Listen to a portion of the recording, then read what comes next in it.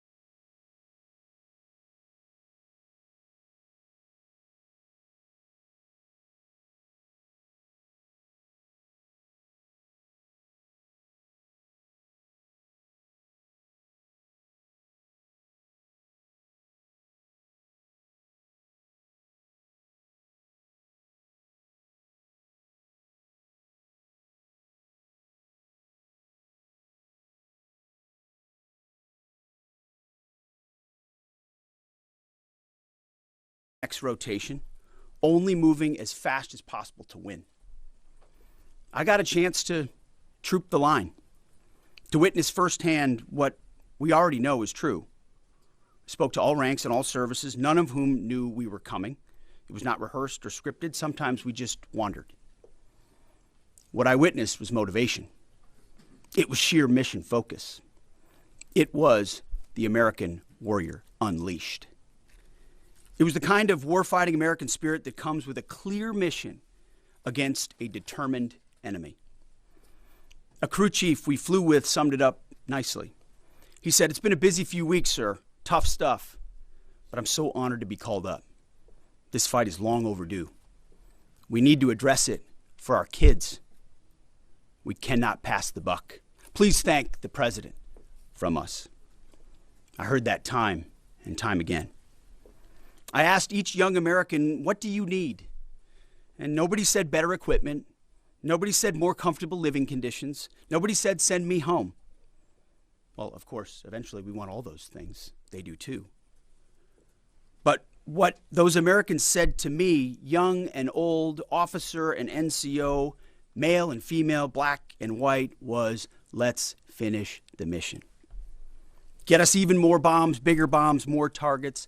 Let us finish this.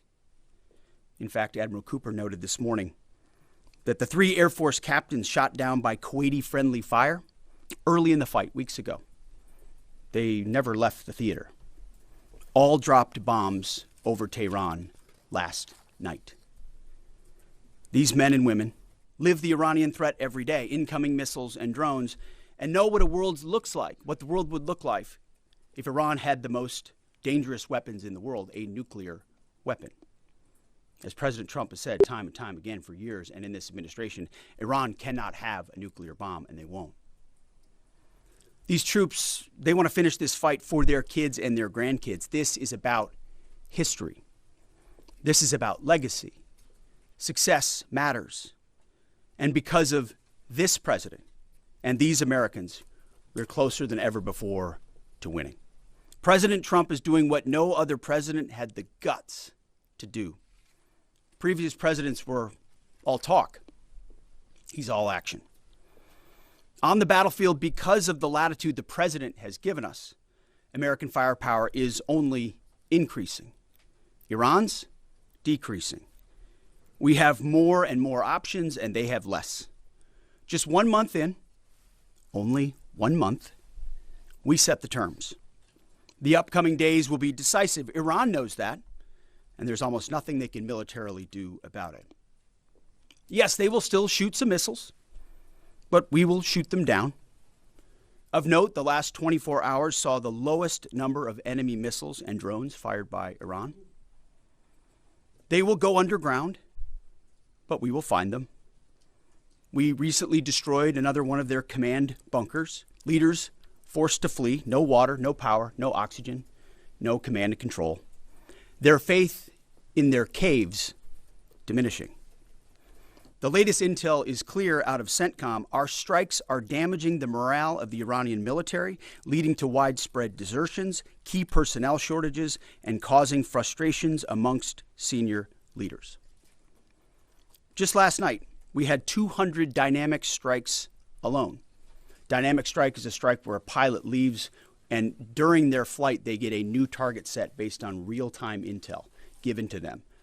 A new launcher, a new location, a new troop formation. A dynamic target is one that changes while you're in the air because of improved intelligence. 200 dynamic strikes alone, in addition to the pre-planned targets. The video the president posted last night of Esfahan, an ammo depot struck by U.S. bombers. You see, you don't get to see many of those videos because, as a reminder, Iran has still shut off the internet to 99.9% of its population. But if Iran is wise, they will cut a deal. President Trump doesn't bluff, and he does not back down. You can ask Khomeini about that. The new Iranian regime should know that by now. This new regime, because regime change has occurred, should be wiser than the last. President Trump will make a deal. He is willing. And the terms of the deal are known to them. If Iran is not willing, then the United States War Department will continue with even more intensity. Standing here this morning in this briefing room, in my mind's eye, I'm actually looking out at the groups I met this weekend. The pilots, the logisticians, the intel analysts, the targeters, the sustainers, the flight crews, the air defenders, the base security, those maintainers who we walked up at sunset with the chill in the air on the flight line. May God watch over all of them each day and each night. May his almighty and eternal arms of providence stretch over them and protect them and bring them peace. In the name of Jesus Christ. And amen. Mr. Chairman, over to you. Thank you, Mr. Secretary, and good morning, everyone, and thank you again for being here. As operations continue, I remain deeply grateful for the service and determination of 2.8 million members of our joint force, each of whom are serving something greater than themselves. Every day, those deployed, and in many cases, those at home who are deploying forward, and bomber pulses and others, put themselves in harm's way, and we owe them a deep debt of gratitude. I remain especially grateful for our fallen who gave the ultimate sacrifice. We'll never forget their valor and their determination to do something greater than themselves. And each day we continue to earn what they've given to us. This morning I want to share that yesterday the Joint Force had the honor of participating in the burial of Colonel Clarence Emil Bud Anderson, who passed away in May of 2024 at the ripe old age of 102. He was laid to rest in Arlington Cemetery yesterday morning alongside his wife of 70 years, Eleanor, who he married on February 23rd, 1945. She passed away in 2015 at the age of 92. Bud, yesterday, a legend to our Air Force and fighter pilots everywhere, was honored with a combination flyby of F-35s and a four-ship of P-51 Mustangs. He was one of the most prolific flying aces of World War II and the highest-scoring P-51 ace with 16 and a quarter kills in his squadron and in his group. And he served from 1942 to 1972, and his last combat tour was flying F-104 Thunder Chiefs over North Vietnam. For anyone that had the chance to meet Colonel Anderson, you knew what an incredibly special man he was. And that's true for each and every one of our World War II vets who become fewer and fewer with each passing day. They are the greatest generation and give us the gift of an incredible example as we execute Operation Epic Fury today. And Colonel Anderson, we mourn for your loss and remember that smile on the right side as you went out to do our nation's business. I'd like to now share an operational update. Our Joint Force continues to focus on our military objectives as we systematically continue to degrade and destroy Iran's ability to project power and threaten stability beyond its borders. First, the Joint Force continues to destroy Iran's ballistic missile and UAS capabilities. We remain focused on interdicting and destroying the logistical and supply chains that feed these programs. And this remains a truly joint effort prosecuted around the clock from air, land, sea, space, and cyberspace. Long-range bombers from U.S. Strategic Command are coordinating with tactical fighter aircraft from our Joint Force launched from bases around the region and the continental United States, while simultaneously Navy fighters from the sea and sailors continue to project power from the sea, while Army and Marine artillery units continue to execute long-range precision fires deep into enemy territory against high-value targets. Meanwhile, on the defense side, our Army and air defenders and aviators, as the Secretary talked about, remain vigilant, forming a shield to protect our forces and our partners, intercepting missiles and drones. Together, we continue to deliver precision strikes against key manufacturing nodes, component storage sites, research facilities deep within Iranian territory. And over the past 30 days, we've struck more than 11,000 targets.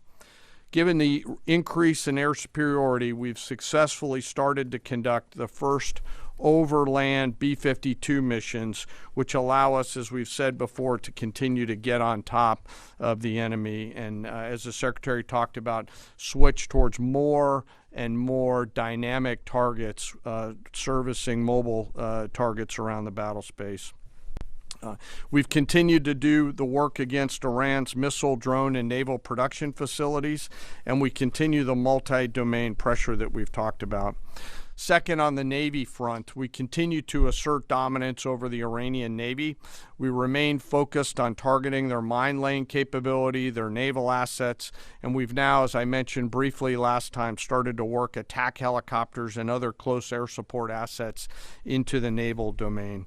CENTCOM continues to identify and work against naval depots and storage areas, and we've taken out, again, more than 150 ships, including all Jamaran-class frigates inside their Navy. Third, we continue to prosecute our campaign against our defense industrial base at scale. This includes factories, warehouses, nuclear weapons research and development labs, and the associated infrastructure required for Iran to reconstitute its combat capability. I'd like to continue my theme of highlighting the incredible contributions of Americans to our joint force. Today I want to talk a little bit about a different front line, a line that doesn't have bunkers or guard posts, but is just as critical to our nation's security, our National Assembly lines. Today I want to recognize a group of Americans who live at the beginning of our nation's combat power, the Americans who actually make our weapons, both inside our defense industrial base, but even more broadly inside our national industrial base.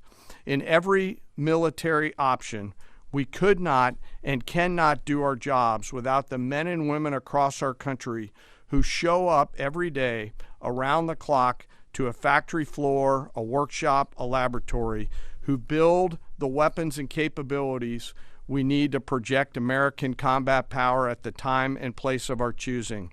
These great Americans, and I've had a chance to spend some time with them when I was in the private sector, are the core of American combat power.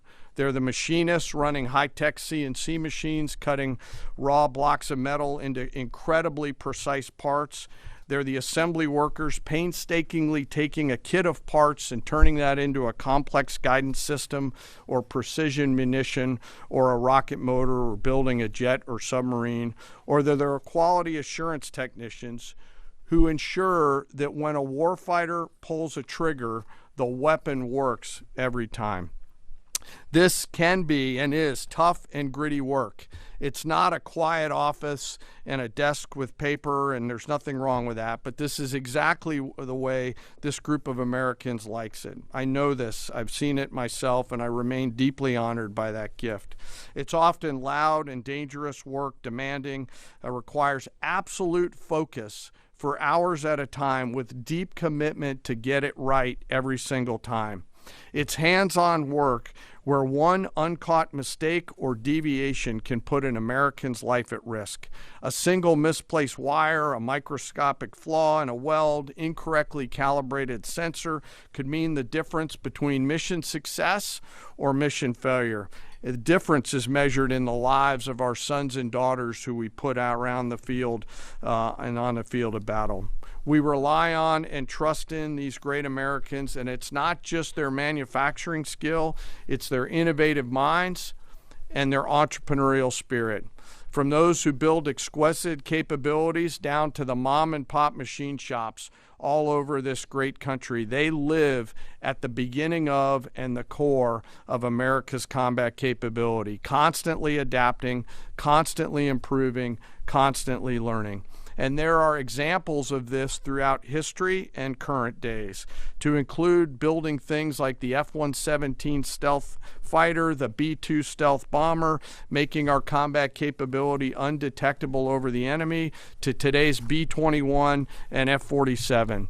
It's work like in the shipyards of the East Coast and Northeast side of the United States that go out and build America's nuclear submarines that allow us to patrol around the world at the time and place of our choosing. These innovators, these workers, these incredible Americans don't get the same glory as a fighter pilot returning to a carrier deck at night or an artilleryman sending rounds downrange, and yet they show up every single day, and without them, we could not do the work that we are tasked to do.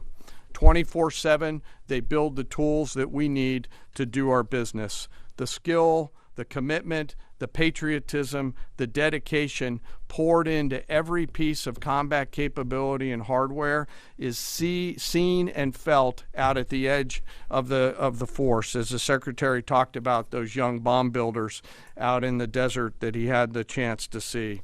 You can see it, you can feel it, and it's real, and we're deeply grateful. So to the American workforce out there, both inside our defense industrial base and in our national industrial base, thank you on behalf of the Joint Force. We carry the weapons that you build. We rely on the systems that you create, and the distance from that factory floor and that assembly line to the front line is incredibly short. Thank you. Keep it up. And to our adversaries out there, I remind you to beware of the American workforce. We continue to press forward in our military objectives. The Secretary and I remain deeply humbled by the spirit, tenacity, commitment, and grit of our 2.8 million member strong joint force. I want to, as always, thank the force and their families, and as always, remember our fallen. We carry with them and their names every day. Sir, I'll turn it back over to Absolutely. you. Well, thank you, Mr. Chairman. Two things. He didn't note it, but in memory of Colonel Bud Anderson, the chairman himself flew his F-16 to honor him recently. And thank you for highlighting the defense industrial base, the arsenal of freedom. It's worth noting no one has rebuilt that defense industrial base faster and with more purpose than President Trump in his first term. And now we're rebuilding the arsenal of freedom. Our defense industrial base is more vibrant today than it's been since World War II and growing rapidly. Contrast that with Iran, whose defense industrial base is nearly completely destroyed. Their ability to reconstitute the weapons of war they're using now that they're hiding in underground facilities and attriting over time, their ability to rebuild that is negligible. And I think that contrast is an enduring legacy of this as well, right here. Thank you for your time. We've had some signaling that the U.S. will retake control of the Strait of Hormuz. At that point, what military posture will be imposed to guarantee safe passage for our allies, deter our enemies, and demonstrate U.S. dominance in the region?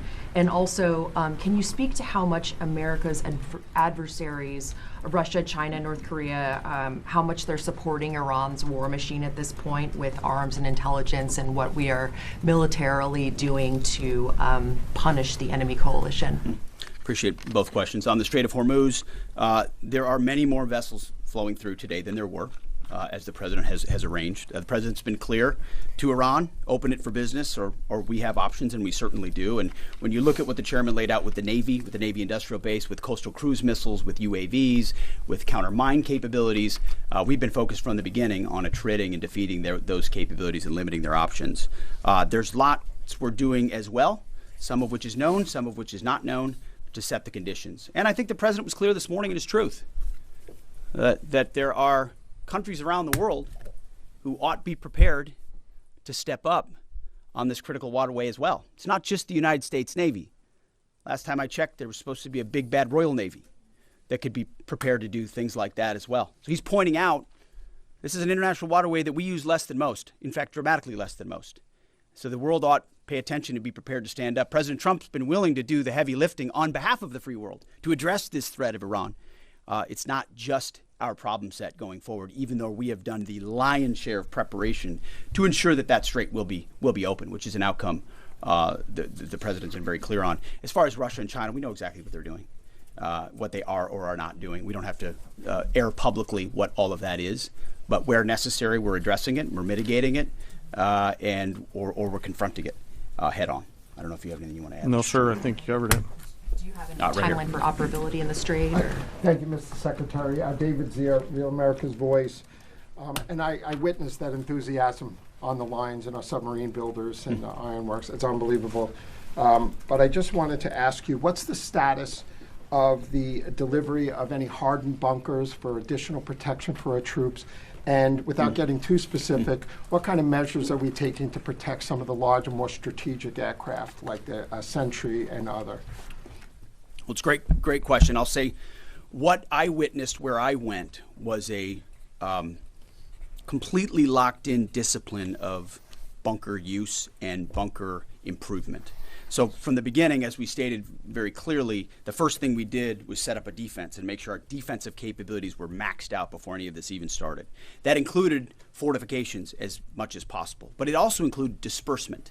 If all of our people are in one place, you could imagine why that's a big problem. So dispersing is part of that defeat. Alongside that disbursement is more and more bunkers. And I can tell you, talking to base commanders, talking to our allies in Israel, talking to others, rapidly fielding that and then improving those positions is a theater priority, no doubt, as are the air defenses.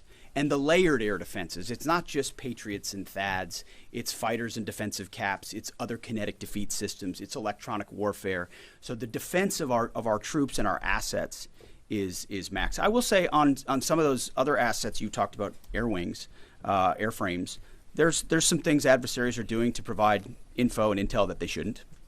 We're aware of it. And ultimately, we move things around and don't.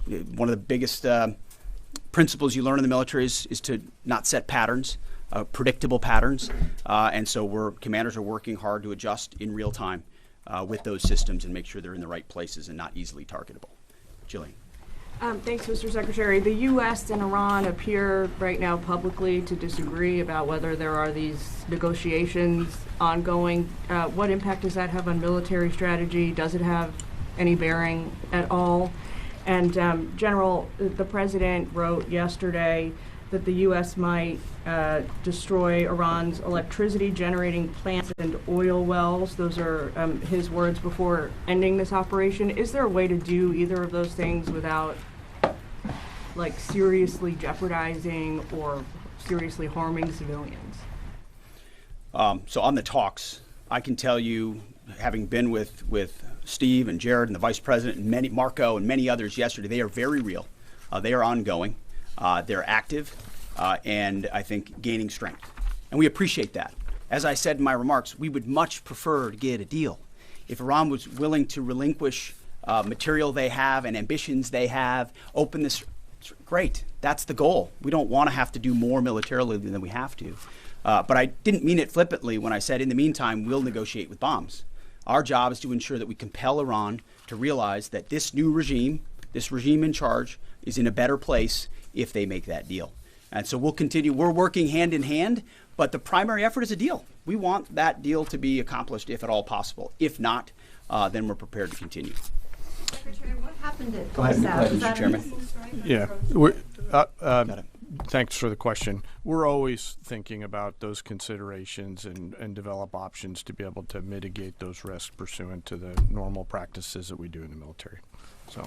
Thank you, Mr. Secretary. I know you slightly addressed this already, but just on the Strait of Hormuz, is opening the strait an essential objective to Operation Epic Fury, or is that the job of those other countries?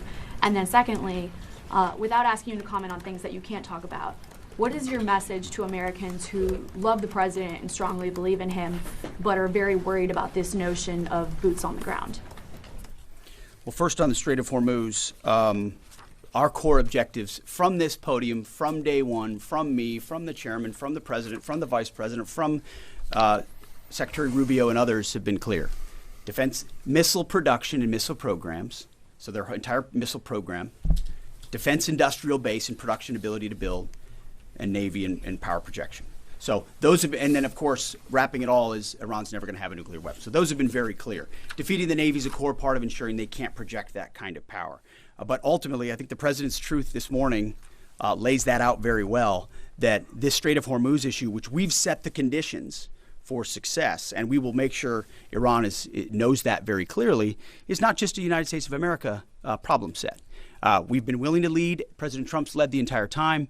But it's not just us. So ultimately, I think other countries should pay attention when the president speaks. He's proven that when he speaks, he means something. And he's pointing out, you might want to start learning how to fight for yourself. It's something some of us have been saying for quite some time.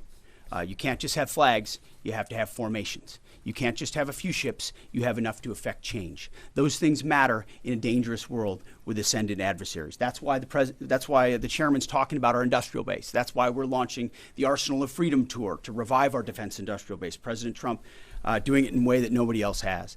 As far as President Trump and boots on the ground, I don't understand why the base, which they have already, they understand, wouldn't have faith in his ability to execute on this. Look at his track record of pursuing peace through strength, America first outcomes. And what he's simply saying, and it's exactly true, and I've said from this podium too, we're not going to foreclose any option. You can't fight and win a war if you tell your adversary what you are willing to do or what you are not willing to do, to include boots on the ground. Our adversary right now thinks there are 15 different ways we could come at them with boots on the ground. And guess what? There are. So if we needed to, we could execute those options on behalf of the President of the United States and this department. Or maybe we don't have to use them at all. Maybe negotiations work, or maybe there's a different approach. But the point is to be unpredictable in that. Certainly not let anybody know what you're willing to do or not do. But if anybody has internalized the lessons of Iraq and Afghanistan, as the first one, President Trump, to call them out for what they are, he's not going to repeat those lessons. And I think I've been very clear about that from the podium. Yes. Thank you, Secretary Hegseth. A question for you and then a question for General Kane. You said we're a month into the Operation Epic Fury. How long until the objectives are achieved? And is there a scenario where a deal is struck before the objectives have been achieved? And then for General Kane, there's been lots of media coverage that suggested a ground invasion is imminent. What other purposes might the soldiers and the Marines who have been deployed over to the Middle East serve in this conflict? Well, just like the previous question, it's sort of military 101. Don't tell your enemy what you're willing to do or not do, and don't tell your enemy when you're willing to stop, especially an enemy that likes to hide in bunkers and try to hoard their missiles and hope you'll wait you out. So that's not a question I'm going to answer, or the president has said definitively. We have our own goals and guidance and things military objectives that we're moving toward and things that we look at. And as he's articulated, he's said 4 to 6 weeks, 6 to 8 weeks, 3. It could be any particular number, but we would never reveal precisely what it is, because our goal is to finish those objectives. And we're well on our way. And the chairman and I look at this every single day. It will be the president's determination and the president's determination alone when those objectives are complete and when it serves the interest of the American people to cut that deal, to make sure that Iran doesn't have a nuclear capability, and ultimately that our objectives, our interests are advanced. I don't know if you want to add anything. No, just to answer your question, Reagan, the range of military options that those forces can offer are extensive, not just limited to what you mentioned in terms of forces on the ground. And I wouldn't want to take away the president's decision space, but there are a multitude of things, not the least of which is Iran should note that they're out there and that they are a pressure point, and so they should carefully consider, I think, at the diplomatic level, not my job as a chairman, but at the diplomatic level, to consider what's in front of them. Jerry. Okay, Mr. Secretary, the U.S. government and IC assessed for many years that Iran is protecting Al-Qaeda senior leaders, including the current Emir Saif al-Idil. Does the U.S. assess that he's still in Iran? Has he fled to Afghanistan? Is he on a target list? And Mr. Chairman, based on CENTCOM figures and open source, Iranian daily missile barrages and drone launches have indeed dropped dramatically since the start of the war, but they're not at zero. And they seem to have maintained some level of low but stable numbers. Perhaps they've dropped a little bit more in recent days. How do we get that closer to zero? And what impact is Iran's degraded but still very real capability impacting current and future operations? So I won't speak to a particular target. I'll just say that Al-Qaeda remains our enemy, obviously. And there are a lot of people on our target list in Iran. And if they were to be harboring Al-Qaeda, they would certainly fit that list. Just quickly, the mobile targets that they have that we continue to service, as the Secretary talked about, the 200 hits that were done last night, that's one component of continuing to lower that. The second and more long-term impact that we're having is the strikes against their defense industrial base at scale, which will not allow them to reload after that. So we do continue to see a trend down. They are still shooting, and we do continue to exert significant pressure against both sides of that system. Mr. Secretary, thank you for the question. Do you still believe, you said previously that the Iranian leadership would surrender. Do you still believe that? And is the United States still committed to NATO's collective defense? And to Chairman Kane, could you give us a sense of your thinking about the legality of striking desalinization plants if the president were to order that? I will just say that any mission that ends on our terms, you want to call it a surrender, call it a defeat, call it what you want, we remain committed to a conflict that ends on our terms and the president's terms. There's no doubt about that. And as far as NATO is concerned, that's a decision that will be left to the president. But I'll just say a lot has been laid bare. A lot has been shown to the world about what our allies would be willing to do for the United States of America when we undertake an effort of this scope on behalf of the free world. These are missiles that don't even range the United States of America. They range allies and others, and yet when we ask for additional assistance or simple access basing overflight, we get questions or roadblocks or hesitations.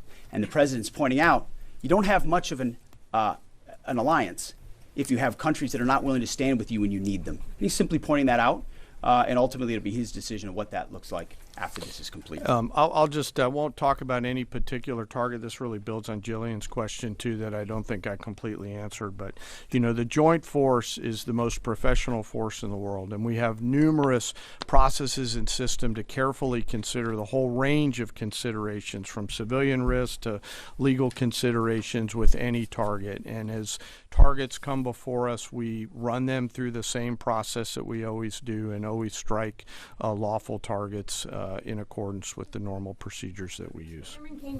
No quarter, no mercy for enemy combatants, as Hegseth has said. For me? Thank you, Okay, Mr. Secretary. thank you, sir. Thank you, Mr. Secretary. Thank you. I appreciate it. On Sunday, President Trump said that Iran's first regime was all destroyed and the second one is mostly dead. And the third regime that we're on right now has been much more reasonable in negotiations. Do you agree with that assessment, and why? I would defer to the negotiating team there. They're the ones talking to him, but they're getting a back and forth on terms, which is a productive development.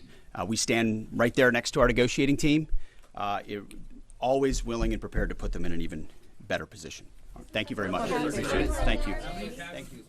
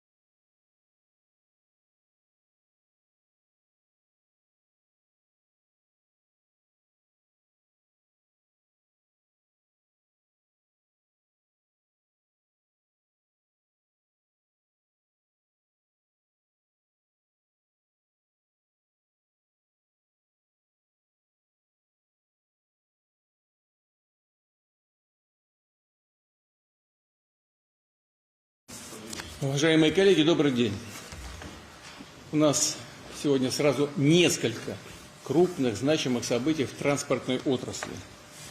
Уверен, что они позитивно скажутся на ее развитии, послужат укреплению всей национальной экономики.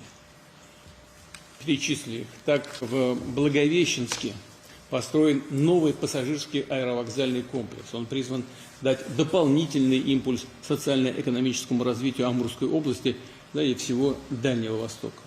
Расширить туристические и деловые связи с зарубежными странами. Далее, в Ростовской области на реке Дон завершен первый этап создания Багаевского гидроузла, который обеспечит крупнотоннажное судоходство и рост объемов грузоперевозок в направлении Азово-Черноморского бассейна. Там глубина будет до 4 метров, насколько я знаю. В Санкт-Петербурге стартует очередной этап строительства широтной магистрали скоростного движения. Она свяжет город с трассами Ленинградской области, оптимизирует логистику, разгрузит исторический центр от транзитных потоков. И кроме того, сегодня запускается движение беспилотного грузового транспорта на трассе М12 «Восток». Таким образом, единый коридор беспилотных грузовых перевозок соединит Санкт-Петербург и Казань. А в перспективе география применения такого умного транспорта будет распространена и на другие крупные федеральные трассы. Благодарю специалистов, которые воплощают эти значимые проекты в жизнь, за ответственность и профессионализм, за весомый вклад в общее дело. Все эти объекты и инициативы – часть нашей большой планомерной работы по созданию современного единого транспортно-логистического каркаса страны, по повышению безопасности и комфортности передвижения граждан, по укреплению связанности регионов. И, что важно, решение этих задач в полной мере вписывается в наши планы по участию в формировании новых международных транспортно-логистических магистралей. Хотел бы еще раз подчеркнуть, Россия обладает колоссальным логистическим и транзитным потенциалом. С учетом коренных перемен в мировой экономике мы обязаны максимально эффективно его использовать для того, чтобы диверсифицировать глобальные логистические потоки, предложить новые, более безопасные, надежные и выгодные маршруты. Для этого обязательно продолжим модернизировать транспортную инфраструктуру, расширять сеть федеральных и региональных дорог. Будем повышать безопасность и устойчивость судоходства на трассах Северного морского пути и всего трансарктического транспортного коридора.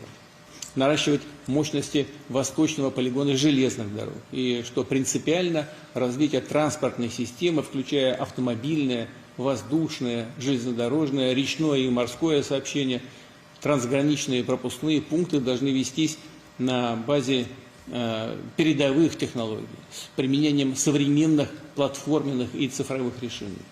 Они являются неоспоримым конкурентным преимуществом, позволяют наиболее продуктивно решать стоящие задачи, снизить издержки, улучшить качество сервиса, предоставить по-настоящему уникальные транспортные услуги. Хороший пример таких инноваций – беспилотный транспорт, который уже доказал свою экономическую эффективность. У нас сколько? 13 миллионов, по-моему, километров беспилотники прошли на дорогах безаварийно. Знаю, что эти и многие другие вопросы, касающиеся перспектив развития транспортной отрасли России, укрепления интеграционных связей, выстраивания новой мировой транспортной архитектуры, будут обсуждаться на Международном транспортно-логистическом форуме, который завтра откроется в Санкт-Петербурге. И, пользуясь случаем, хочу пожелать успехов его работе. Давайте перейдем к нашей повестке. Слово Виталию Геннадьевичу Савельеву. Пожалуйста, Виталий Геннадьевич. Спасибо. Уважаемый Владимир Владимирович, уважаемые коллеги, сегодня мы даем старт проектам, имеющим большое значение не только для транспортной системы, но и для экономики региона и всей нашей страны. Каждый из них несет вклад в реализацию утвержденных вами, Владимир Владимирович, национальных целей развития. Один из проектов – это сегодня мы приступаем к его строительству, второй, третий и четвертый этап – широтная магистраль скоростного движения в Санкт-Петербурге. Широтная магистраль скоростного движения станет одной из ключевых транспортных артерий Санкт-Петербурга. Она соединит западный скоростной диаметр СКАТ и трассой Ленинградской области. А новые участки магистрали протяженностью около 14 километров повысят эффективность грузового сообщения в обход центра города и выведут оттуда транзитный трафик. Сегодня мы также открываем объекты первого из 3 этапов строительства Багаевского гидроузла. А со времен советского периода это первый строящийся с чистого листа гидроузел для судоходства. Багаевский гидроузел расширит возможности перевозок внутренним водным транспортом между Азово-Черноморским бассейном и портами Ирана, Казахстана, Туркменистана и Азербайджана на Каспии. Завершение мероприятий по строительству Багаевского гидроузла в будущем позволит обеспечить проход судов с осадкой 3,6 метра на Дону. Следующий объект – аэропорт Благовещенска. Новый терминал международного аэропорта Благовещенск после реконструкции стал в 4 раза больше старой по площади. Его пропускная способность выросла в 2 раза. В прошлом году аэропорт Благовещенска принял более 1 миллиона пассажиров. Новый комфортный терминал позволит обслуживать около 2 миллионов человек ежегодно. Запуск беспилотных грузовых перевозок по трассе М12 «Восток» реализуется в рамках нашего федерального проекта «Беспилотные логистические коридоры». В 2023 году мы начинали с 3 грузовиков. Сегодня парк высокоавтоматизированных грузовиков 3-го уровня автоматизации на дорогах общего пользования вырос до 95. Рассчитываем, что разрабатываемые бизнесом технологические решения и формируемая правительством нормативно-правовая база позволят довести число беспилотных грузовиков на дорогах до 4000 к 2030 году. Все эти проекты имеют огромное значение для нашей страны. Над ними работают лучшие отечественные ученые, инженеры и строители. Их успешная реализация – наш совместный вклад в будущее страны. Уважаемый Владимир Владимирович, разрешите передать слово министру транспорта Андрею Сергеевичу Никитину. Прошу вас. Уважаемый Владимир Владимирович, все ваши поручения находятся под моим непосредственным личным контролем и реализуются под руководством Виталия Геннадьевича Савельева. Несколько слов хотел сказать, прежде всего, по Багаевскому гидроузлу. Уникальный проект. Уникальность всего в том, что действительно лет 40 мы ничего подобного не строили. В процессе строительства более 40 федеральных сметных нормативов были обновлены. И сегодня мы готовы такие гидроузлы строить и в России, и, если надо, предлагать нашим дружественным странам наши технологии для масштабирования. Это самые современные на сегодняшний день, построенный на базе современных технологий гидроузел. Благовещенск – ключевой центр российско-китайского сотрудничества. В 2025 году мы открыли обновленный автомобильный пункт пропуска Кани-Курган. Пропускная способность выросла в 4 раза. Сегодня открываем пассажирский терминал аэропорта и в ближайшее время планируем 26-27 год открыть канатную трансграничную пассажирскую дорогу. С точки зрения взаимодействия с нашим ключевым партнером, это очень важный и значимый шаг. Также одна из задач, которую мы сегодня реализуем, это пункт пропуска международный в Благовещенске. С 80 до 480 пассажиров в час планируем повысить пропускную способность. Ну и, конечно, 4 телетрапа. Все-таки Благовещенск город с резко континентальным климатом. Людям будет комфортнее передвигаться и садиться и выходить из самолета.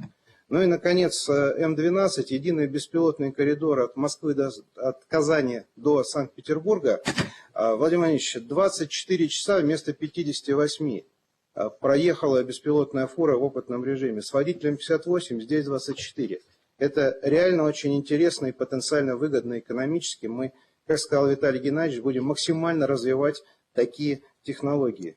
Ну и, конечно, широтная магистраль в Санкт-Петербурге – это визитная карточка, крупнейший объект, который позволит снизить нагрузку на дорожную сеть. И, что очень важно, проходит мимо жилых кварталов по промышленным зонам. У нас какого-то особого влияния на жилые объекты здесь не будет. Владимир Ильич, продолжаем работу. Доклад закончен. Все реализуем в назначенные сроки. Спасибо. Хорошо. Давайте пойдем дальше по регионам, да? Кто у нас на очереди из выступающих? Добрый день, уважаемый Владимир Владимирович. Мы сегодня присутствуем при знаковом событии открытия нового аэровокзального комплекса в аэропорту Благовещенск. И, конечно, этого события ждали не только жители города, Амурской области, но и всего Дальнего Востока, потому что от ввода таких крупных, масштабных инфраструктурных объектов напрямую зависит повышение качества жизни наших граждан, увеличение пропускной способности, связанность нашей большой страны, ну и в целом отражает развитие экономики в субъекте. И мы видим устойчивый рост пассажиропотока в данном аэропорту. Он в 2025 году составил 12,8% по отношению к 2024 году. Конечно, во многом этому способствовала та программа Минтранса России по развитию аэродромной инфраструктуры. И здесь, по вашему поручению, произошло строительство новой взлетно-посадочной полосы. И аэропорт принимает широкофюзеляжные и дальнемагистральные воздушные суда, чего ранее не было. Если говорить о самом терминале, то его пропускная способность увеличилась вдвое. Он оснащен самыми современными технологиями досмотра, выдачи багажа, паспортного контроля. В будущем будет реализован этот проект, а также стойки регистрации с применением цифровых технологий. Комфортные залы ожидания для наших пассажиров, и в рамках плана по семейно-центричности установлены детские площадки на самом аэровокзальном комплексе. И, конечно, за эту работу я бы хотел поблагодарить инвесторов, холдинг «Новопорт», аэропорты регионов, ВПРФ, коллеги из Амурской области, руководство, которые построили этот объект в кратчайшие сроки за 2,5 года, вложив в него 13,1 миллиарда рублей вместе с грузовым терминалом. Конечно, всем строителям и тем, кто участвовал в отладке данного оборудования в аэропорту. Уважаемый Владимир Владимирович, мы на этом не останавливаемся. До 2030 года ведем еще дополнительно 19 новых аэровокзальных комплексов. И, конечно, достичь этих результатов и строить планы на будущее было бы невозможно без вашей личной поддержки отрасли. Я хочу лично от всех руководителей авиационных предприятий поблагодарить вас за ту помощь и содействие, которое вы оказываете предприятиям гражданской авиации. И уверен, что совместно с Министерством транспорта, Андреем Сергеевичем Никитиным, под контролем Виталия Геннадьевича Савельева, мы реализуем все ваши поручения. Спасибо вам большое. Доклад окончен. Да, Леонид Ильич, с вами рядом кто находится? Представьтесь, пожалуйста. Заместитель председателя правительства Амурской области Матюхин Павел Владимирович. Павел Владимирович, пожалуйста, ваши оценки. Глубоко уважаемый Владимир Владимирович, благодарю вас и правительство Российской Федерации за поддержку Амурской области в реализации этого по-настоящему масштабного проекта модернизации аэропортового комплекса Благовещенска. Сегодня регион получил самую современную авиационную инфраструктуру в ДФО, готовую к кратному увеличению пассажиропотока и укреплению трансграничного сотрудничества. Этот проект не только повышает качество жизни наших жителей, но и открывает новые перспективы для экономического роста, туризма и международного сотрудничества. Регион становится полноценным международным хабом на границе с Китаем. Это наше стратегическое преимущество, это новое качество жизни для дальневосточников. И мы уверены, Владимир Владимирович, лучшее еще впереди. Спасибо вам большое за внимание к Амурской области, за возможности, которые вы предоставляете для развития региона. Готовы к запуску объекта. Павел Владимирович, действительно событие серьезное. В несколько раз сразу увеличились возможности комплекса. И, конечно, уверен в том, что он будет эффективно использоваться, тем более, что восточное направление приобретает сегодня особое значение. Мы давно уже этим занимаемся, расшивкой узких мест, знаем, где они находятся, но создание такого комплекса – это движение в абсолютно правильном направлении, это наше направление стратегического развития, так и будем дальше работать. Ну и, конечно, это улучшает ситуацию для граждан, проживающих в этом регионе нашей страны, и для транзитных пассажиров тоже. Вам всего самого доброго. Пожалуйста, Ташимов Борис Монаширович. Уважаемый Владимир Владимирович, уважаемые коллеги, на вашем экране 4 беспилотных автомобиля производителей КАМАЗ и Яндекс. Все они уже готовы к эксплуатации на трассе М12. Производители закладывают в свои машины высокий уровень надежности. Дополнительный контур безопасности обеспечивает удаленный оператор с функцией мониторинга и экстренного реагирования. Трасса М12 станет третьей дорогой, где будут задействованы беспилотные грузовые перевозки. Ее запуск позволит соединить Санкт-Петербург и Казань в единый беспилотный транспортный коридор с потенциалом дальнейшей интеграции в международные транспортные маршруты. Важно отметить, что в рамках экспериментального режима такие грузовики уже перевозят реальные грузы. С ними работают крупнейшие российские логистические компании и торговые сети. Работа по масштабированию технологий беспилотных грузовых перевозок ведется под руководством Виталия Геннадьевича Савельева в рамках федерального проекта «Беспилотные логистические коридоры». Мы рассчитываем, что уже с 2028 года беспилотные грузовики смогут работать на всех дорогах общественного пользования. Соответствующий федеральный закон уже разрабатывается по вашему, уважаемый Владимир Владимирович, поручению. Спасибо за внимание. Доклад окончен. Да, вот по информации, которую Минтранс мне предоставил, к 2028 году, как вы сейчас сказали, парк грузовых беспилотников будет насчитывать 992 автомобиля, а к концу 2030 года уже порядка свыше 4000 единиц техники. И очень хорошо, что у нас 3 компании занимаются этим направлением: Яндекс, Навио и КамАЗ. Есть и здоровая конкуренция на этом направлении. Это очень хорошо. И пожалуйста, коллеги, которые рядом с вами стоят, слово. Уважаемый Владимир Владимирович, сегодня КамАЗ в 3-й раз участвует в открытии беспилотного движения на федеральной трассе. До этого были М11, ЦКАД и вот сегодня М12. Полагаем, что это самое надежное, самое яркое свидетельство готовности нашей промышленности, нашего транспортного дорожного комплекса, производителей и, конечно, КамАЗа решать самые яркие, самые амбициозные инновационные задачи на благо Российской Федерации. Спасибо. Да, я бы вас хотел поблагодарить и весь трудовой коллектив, руководство КамАЗа за то, что, несмотря на известные сложности, которые возникают по известным нам причинам, все-таки КамАЗ твердо стоит на ногах, развивается и участвует в таких крупных современных проектах, как этот. Вам всего доброго, желаю вам успехов. Пожалуйста, Пышевой Алексей Александр Иванович. Уважаемый Владимир Владимирович, уважаемые коллеги, в первую очередь Багаевского гидроузла – это ключевой элемент опорной сети внутренних водных путей Российской Федерации. Ее полное строительство позволит увеличить пропускную способность Нижнего Дона с 8 до 27 миллионов тонн.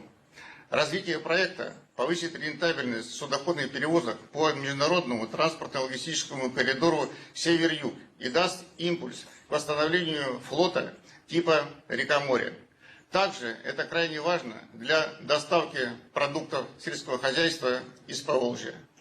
Развитие получит ситуационно-логистические транспортные центры, которые позволят бесшовно перегружать грузы с сухопутных видов транспорта на водные. Водный транспорт получит достойное развитие в единой транспортной системе Российской Федерации.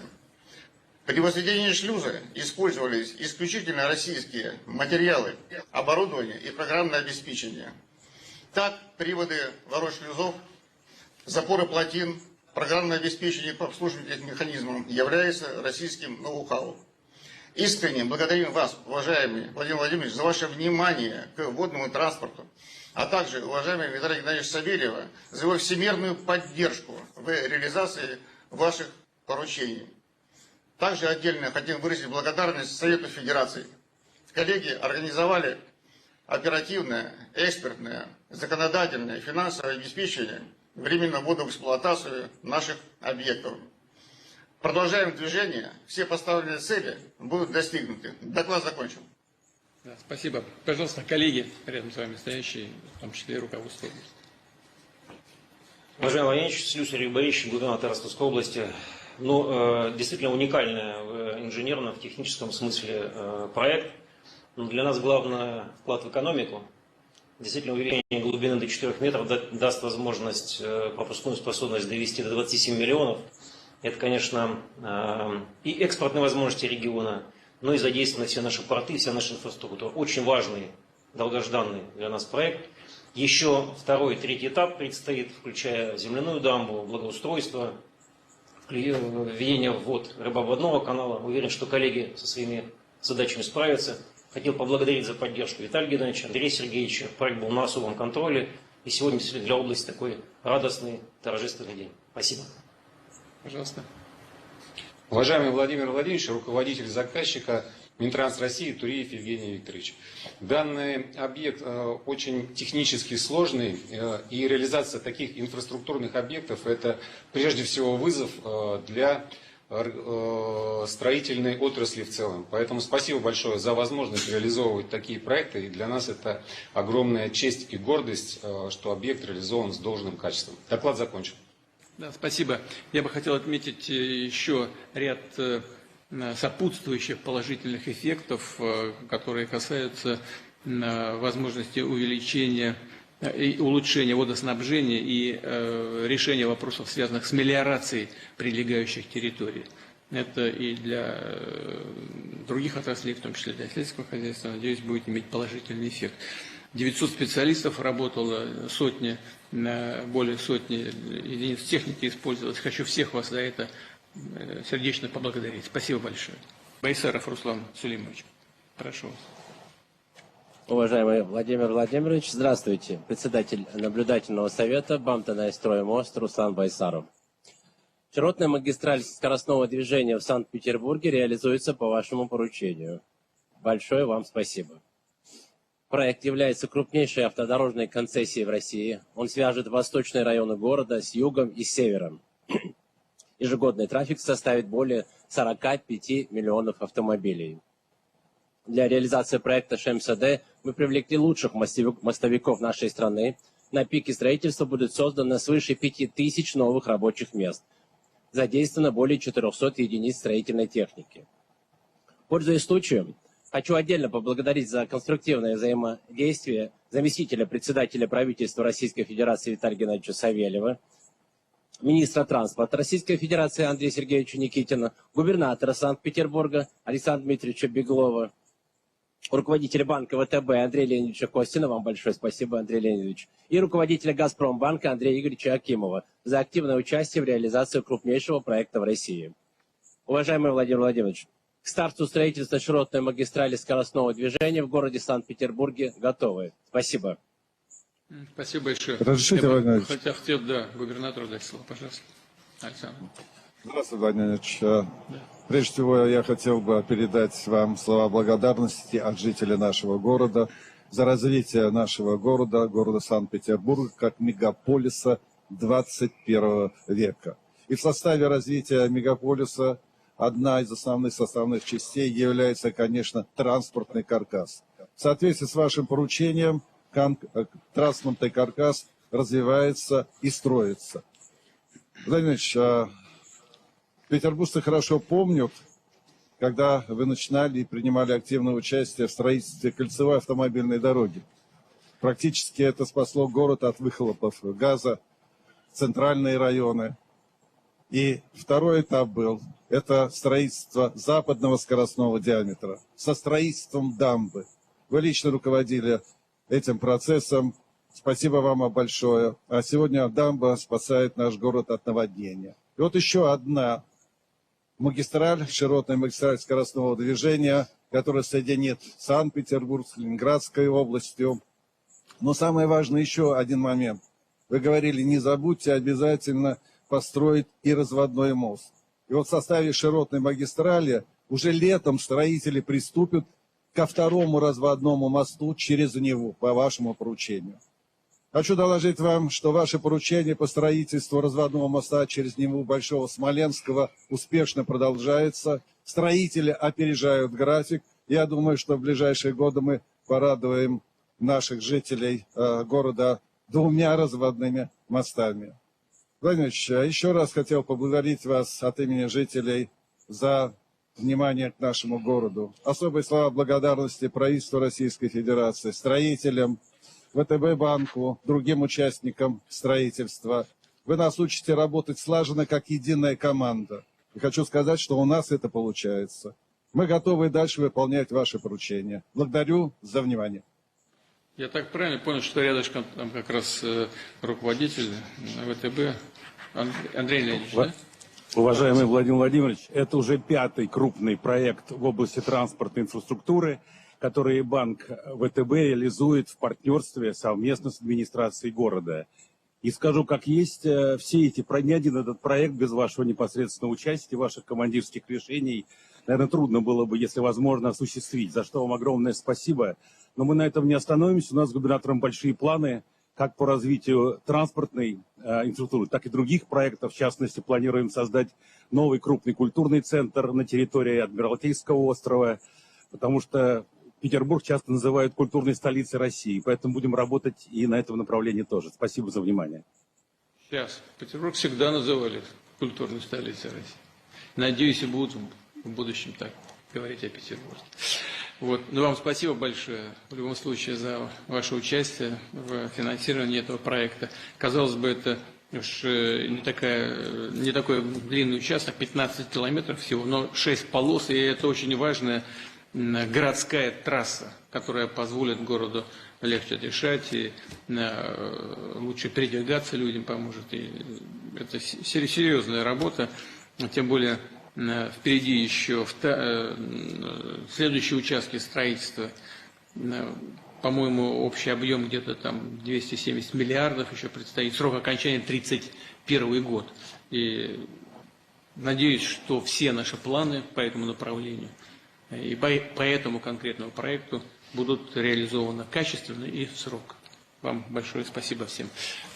Пожалуйста, передаю слово Андрею Сергеевичу Никитину. Уважаемый Владимир Владимирович, просим вашего разрешения на старт работ по строительству широтной магистрали скоростного движения, ввод в эксплуатацию готовых объектов и запуск беспилотного движения на трассе М12. Разрешаю. С Богом. Уважаемые пассажиры, новый терминал международного аэропорта.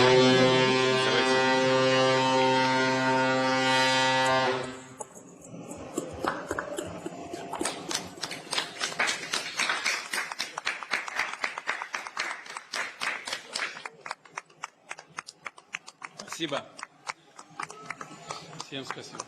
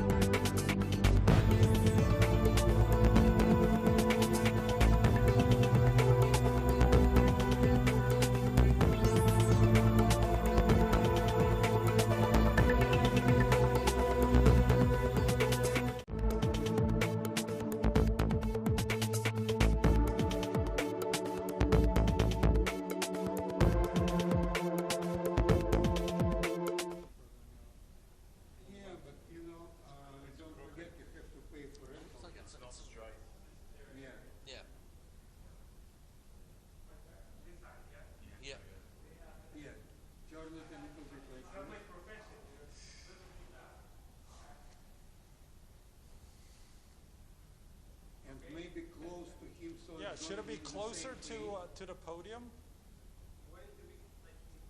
Like this way? Because he's gonna turn.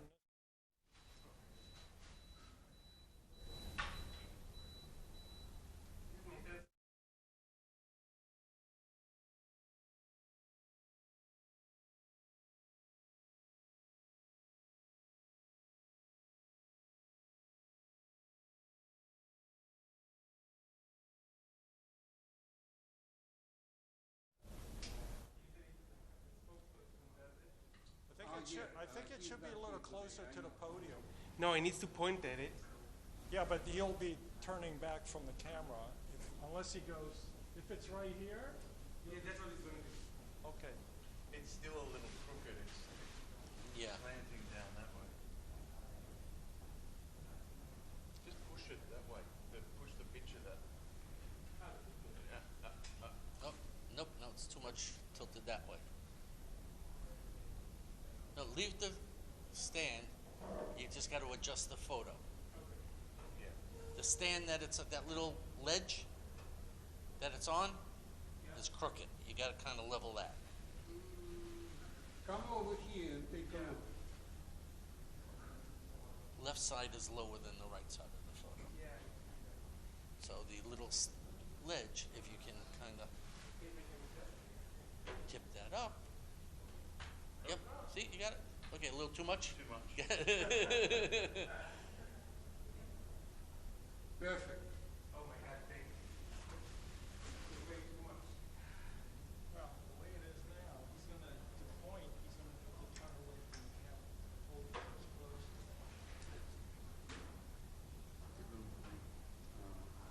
I'm trying to get my Pulitzer Prize here. Okay, good luck. As soon as you will get it, may I take a photo of you and the prize? Yeah, I'll put your name on it too. No. Assistant. No, thank you. I don't need any publicity. Joint prize. No. I don't need any publicity. Joint effort.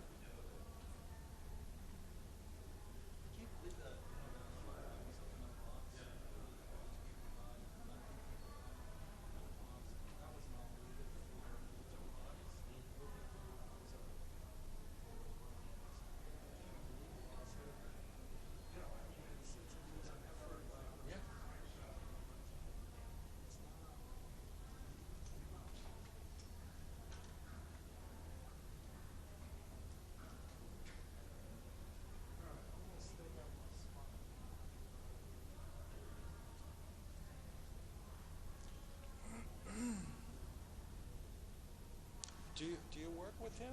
Or Yeah. You do? My name's John. David. Nice to meet you. Yeah, it's good. Yeah, I photographed him a couple of times already. He's right here. He photographs very well. Yeah. He's got good features. Being it for a while. Yeah.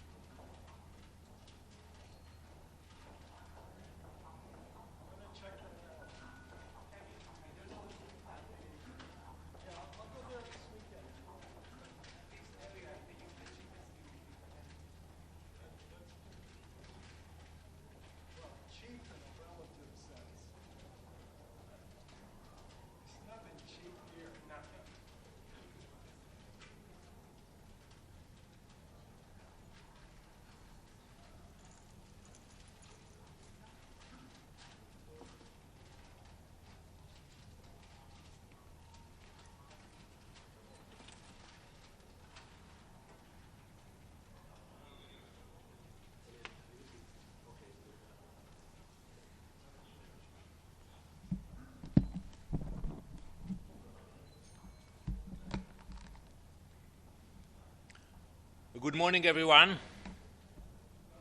Israel extends its deepest condolences to the families and loved ones of the United Nations peacekeepers who lost their lives. We honor their service and recognize the risks they take every day in carrying out their mandate.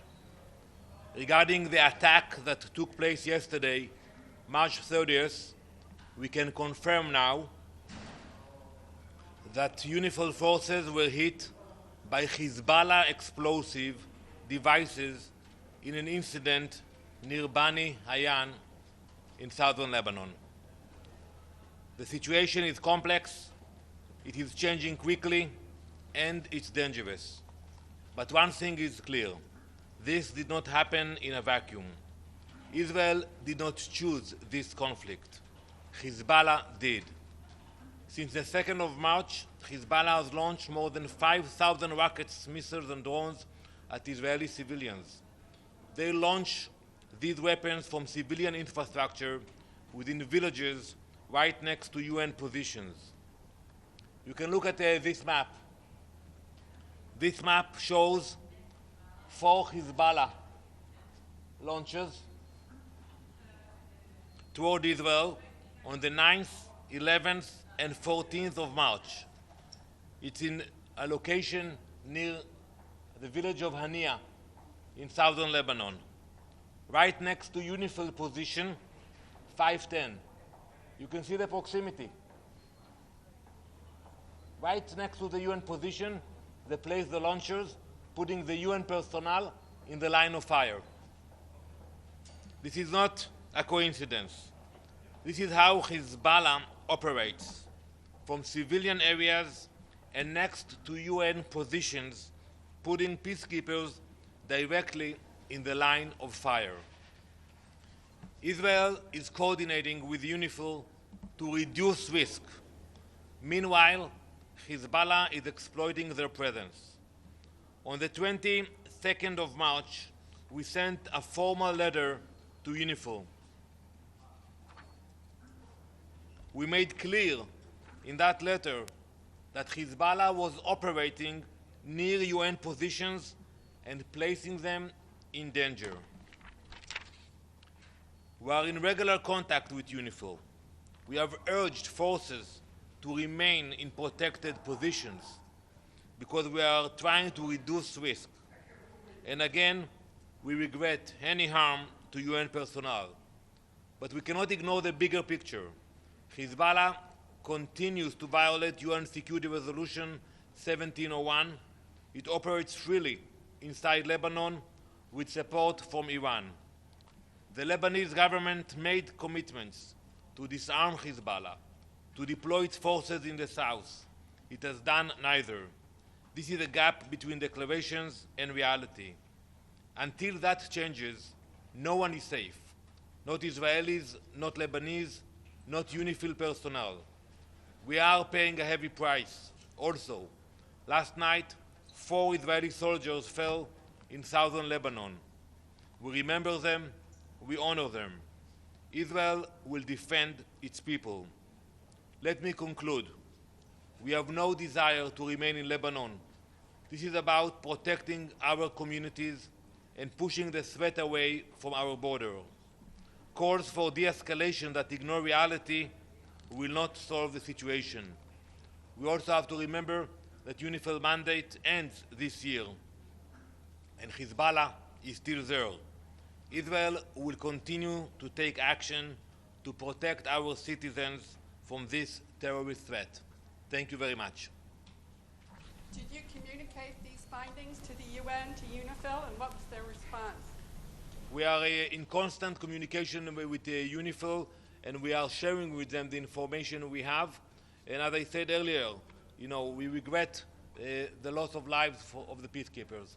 Thank you. What was their response to your findings? So you can ask them. Thank you very much.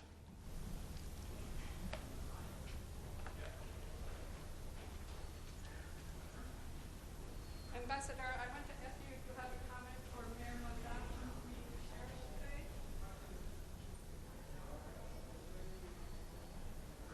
No comment? No comment. Speak for yourself. Thank you. What do you mean? Thank you.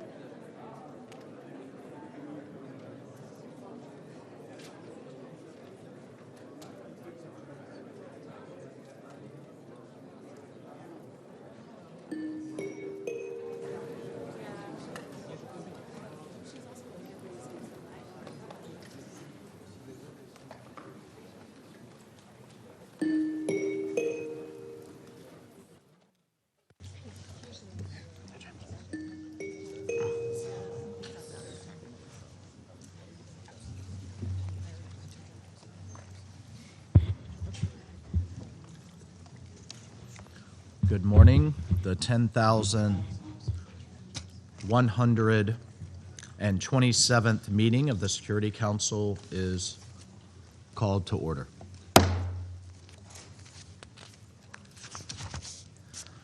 The provisional agenda for this meeting is the situation in the Middle East. The agenda is adopted. In accordance with Rule 37 of the Council's Provisional Rules of Procedure, I invite the representatives of Indonesia, Israel, Lebanon, and Poland to participate in this meeting.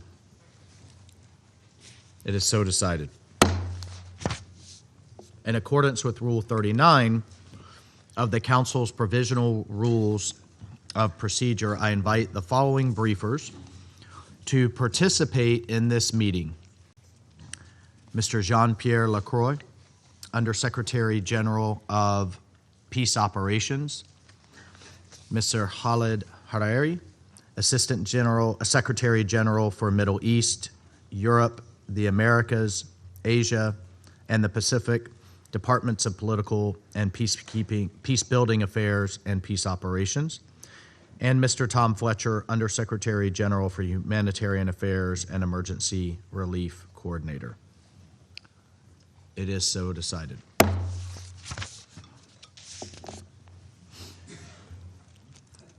The Security Council will now begin its consideration of item 2 of the agenda.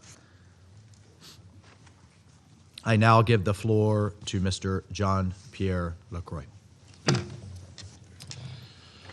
Mr. President, members of the Security Council, the situation has dangerously deteriorated with the ongoing escalation between Hezbollah and Israel across the Blue Line and beyond. Ongoing ground advances by the Israel Defense Forces extending up to 11 kilometers amidst fierce clashes with Hezbollah and unprecedented levels of airborne exchanges.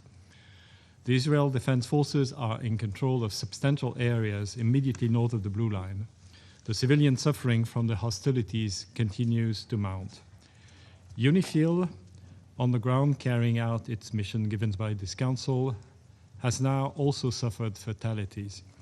The Secretary General has strongly condemned the 2 abhorrent incidents that led to the death of 3 of our peacekeepers in 24 hours and the serious injury of several others. Yesterday morning, 2 Indonesian peacekeepers lost their lives in an explosion that destroyed their vehicles near Bani Hayan in Sector East. 2 more peacekeepers were injured, 1 seriously. Initial findings point to a roadside explosion striking the convoy. The day prior, that is the 29th of March, a peacekeeper, also of the Indonesian contingent, was killed in an explosion inside a UNIFIL base in Et Taibe in Sector East.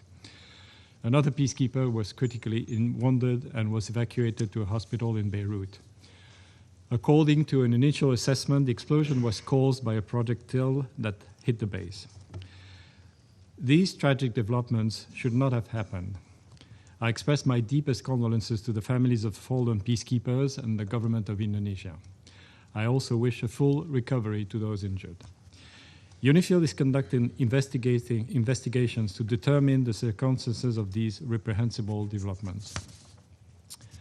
Mr. President, these are sadly not the only dangerous incidents faced by UNIFIL's courageous peacekeepers. There has been a worrying increase in denials of freedom of movement and aggressive behavior. On the 20th of March, the Israel Defense Forces at a newly established checkpoint on a coastal road 4 kilometers north of UNIFIL Nakura headquarters fired warning shots at the UNIFIL patrol. The rear UNIFIL vehicle was impacted by one round. On the patrol's return, an Israel Defense Forces tank at the same checkpoint fired a main armament round which impacted 15 meters from the UNIFIL vehicle, causing a puncture. On the 30th of March, a UNIFIL patrol near Dair Kanun Anna in Sector West was subjected to a heavy small arms fire from a group of approximately 20 individuals blocking the road. An explosion next to the patrol vehicles was also reported. The patrol returned fire and disengaged, returning to Nakura headquarters. Thankfully, these attacks did not lead to injuries. We say it clearly, and there has been a need to say it far too often. Peacekeepers must never be a target.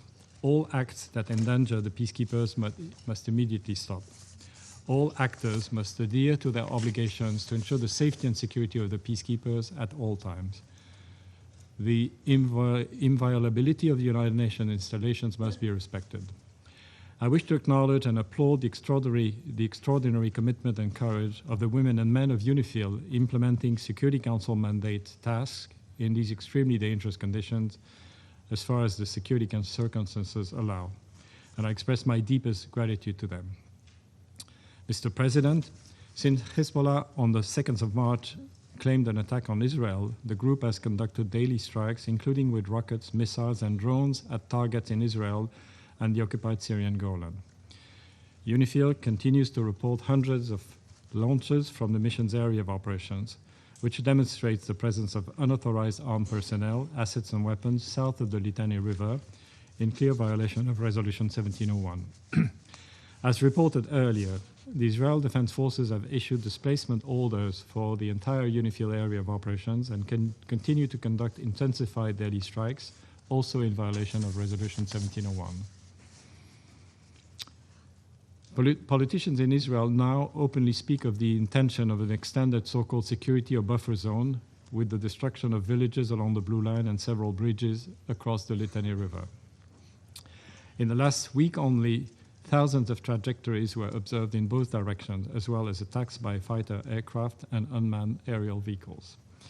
The Israel Defense Forces are advancing deeper into Lebanon, and clashes have been observed, including in very close proximity to UNIFIL headquarters in Nakura, which has been the subject of multiple impacts.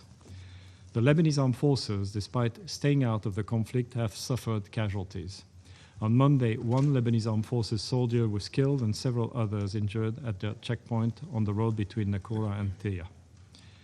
Mr. President, faced with immense pressure, including intensified exchanges of fire, direct attacks, obstructions of movement, and resupply, UNIFIL continuously reassesses the force's posture to mitigate risks, strengthening force protection, reducing footprint, and adjusting operational activities. UNIFIL continues constant contact with the parties to avoid misunderstandings, deconflict, and de-escalate where possible. UNIFIL's current focus includes ensuring safety of its personnel and helping facilitate humanitarian access to affected communities in the area. Peacekeepers, in close coordination with the Lebanese armed forces, have delivered essential supplies, including food, medicine, and hygiene kits, to civilians who remain living in precarious conditions in hard-to-reach areas near the Blue Line. Mr. President, as UNIFIL continues to face these extreme challenges amid continuing intensified hostilities, our efforts to support the parties to fully implement Resolution 1701 are critical. In this exceptionally dangerous period, the Council's strong and unified backing for UNIFIL and its peacekeepers is not merely important, it is indispensable. The women and men serving under this mandate, a mandate from this Council, must know that this Council stands firmly behind them. We are sincerely grateful to the troop contributing countries that remain united and committed to UNIFIL and the implementation of its mandate. Only the full implementation of Security Council Resolution 1701 by both parties will enable a long-term solution to the conflict. We urge all parties to recommit to the resolution and work meaningfully toward that end. Thank you, Mr. President. Thank you. I thank Mr. Lacroix for his briefing. I now give the floor to Mr. Hiari. Mr. President, amid the wider escalation across the Middle East, the situation in Lebanon continues to deteriorate drastically. Since the last emergency meeting of this Council on Lebanon on 11 of March and the close consultation held on 17 of March, Hezbollah and Israel have both expanded the scale and scope of their military operations.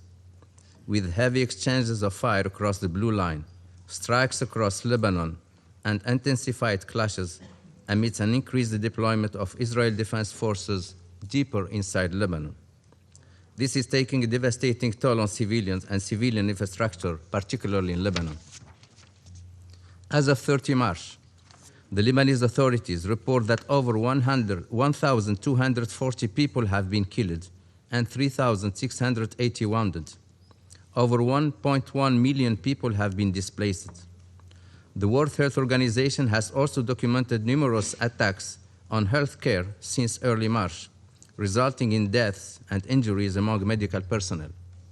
The Undersecretary General for Humanitarian Affairs and Emergency Relief Coordinator will provide further details. Schools have been heavily affected, and 3 journalists were reportedly killed in a recent strike. Several bridges over the Litani River have been destroyed, which the IDF alleges were used by Hezbollah for transporting weapons and fighters. In northern Israel, fatalities, destruction, displacement, and widespread panic have returned. Mr. President, on 29 of March, Israeli Prime Minister Netanyahu announced, quote, the expansion of the security buffer zone in order to permanently neutralize the threat of invasion and to push anti-tank missile fire away from northern Israel, end quote. This follows the 24th March announcement by Israel Defense Minister Katz declaring Israel's intention to control a so-called security zone in southern Lebanon up to the Litani River until the threat of Hezbollah is removed. The Lebanese government has repeatedly condemned Israel's continued violations of Lebanese sovereignty and territorial integrity. President Aoun has reaffirmed Lebanon's readiness to engage in direct negotiations with Israel under international auspices. While the Lebanese government has taken commendable steps to address non-state arms, 2 things are true at once. The government needs time and space, not under fire, to implement its decisions. And more assertive actions, extending beyond the military realm, are needed to bring a state monopoly on arms into being.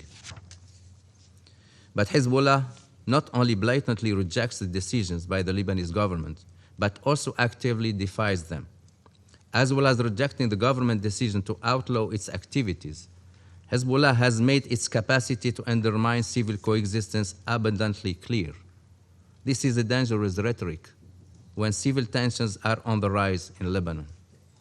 Nonetheless, Lebanese authorities have asserted that while they are not calling for a confrontation with Hezbollah, they intend to persevere with either their plans to extend state authority across the country and have urged the group to respect government decisions.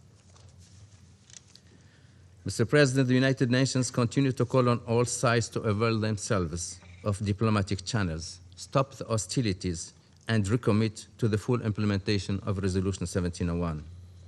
The United Nations has been exercising its good offices at all levels, including through the Special Coordinator for Lebanon, calling for de-escalation, respect for international law, protection of civilians, and an immediate cessation of hostilities. Mr. President, there is no military solution. Only diplomacy, dialogue, and the full implementation of the UN Charter and Security Council resolutions can lead to a sustainable peace for all.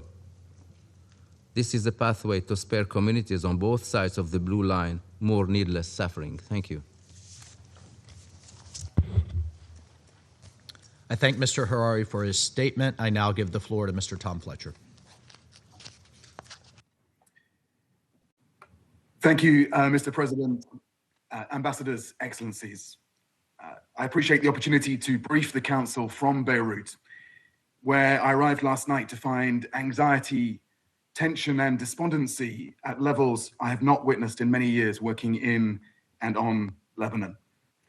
The gravity of this moment, as described by my colleagues, was of course forefront in my meetings today with President Aoun and Prime Minister Nawaf Salam, and I will discuss the moment further with Speaker Berry tomorrow.